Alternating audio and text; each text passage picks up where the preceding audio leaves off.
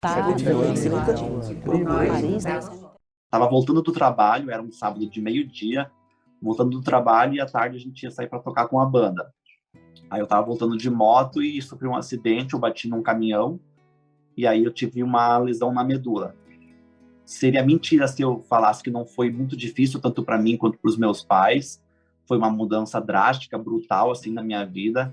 E demorou um tempo, de novo, até, obviamente, me adaptar e voltar a poder ter a vida que eu tinha antes. Talvez não a vida que eu tinha antes, mas uma vida que eu pudesse tocar depois desse ocorrido, né? E aí, depois de 1 ano e meio, eu tive a oportunidade de ir para um centro de reabilitação, que é o Sara Kubitschek, em Brasília. Aí eu fui para lá, passei 3 meses lá me reabilitando, voltei a aprender a vestir uma meia, vestir um calçado, vestir uma roupa, porque era tudo totalmente diferente. Eu lembro que no mesmo dia que eu voltei de Brasília, os meus amigos apareceram lá em casa, tinha uma festa para eles, me convidaram e eu já topei no mesmo dia, coisa que eu não fazia de forma alguma antes do acidente, por vários motivos. Por vergonha de estar na cadeira, por não poder fazer as coisas que eu fazia antes, por questão de preconceito, que lá, como era uma cidade muito pequena, existe até hoje, e não só em cidades pequenas, a gente sabe que, infelizmente, é uma realidade. E aí, depois que eu voltei de lá, que eu voltei de novo a ter uma vida diferente, mais próxima do que eu tinha antes. Aí me mudei para Rio Grande, que ficava a 800 quilômetros de casa.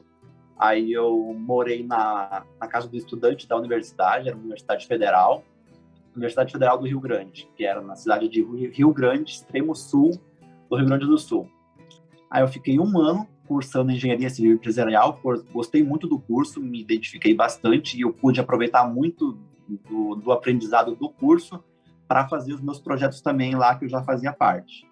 E aí, depois de 1 ano cursar empresarial, que era à noite, eu mudei para civil, engenharia civil, que era de dia, que era integral.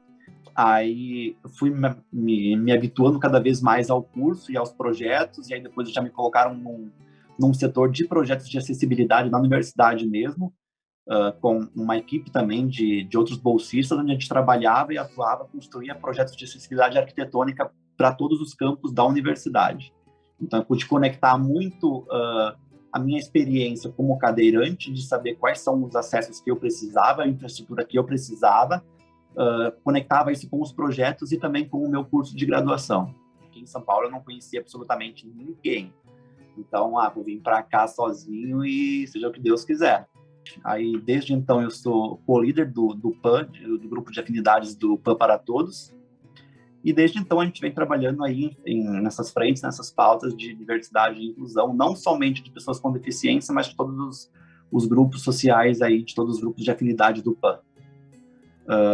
Eu me arrisco a falar de que as pessoas que estão em uma cadeira de rodas ou em uma situação de ser uma pessoa com deficiência, acho que tem muito esse feeling de reparar nas pessoas e ver se as pessoas olham ou não para você e de que forma olham.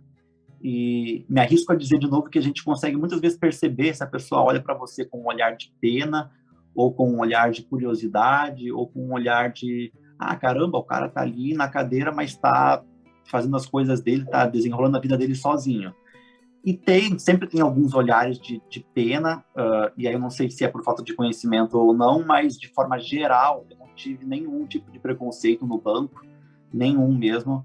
As pessoas me trataram como qualquer outro funcionário, como qualquer outro colaborador, então, de fato, eu não percebi nenhum tipo de preconceito, assim, visível de nenhuma das pessoas do banco. Foi e está sendo uma experiência muito boa aqui.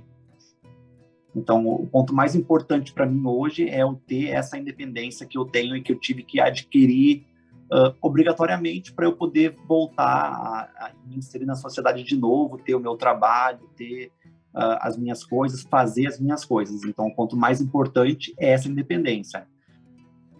E depois disso, acho que a minha conquista profissional também, o meu trabalho, e vejo isso também, reflete aos meus pais sentem muito orgulho de mim, do fato de eu ter superado tudo isso e ter conquistado essa minha independência, ter saído de lá, ter um emprego bom hoje, num lugar legal, onde eu gosto de estar, na cidade que eu gosto de estar, num lugar que eu gosto de trabalhar.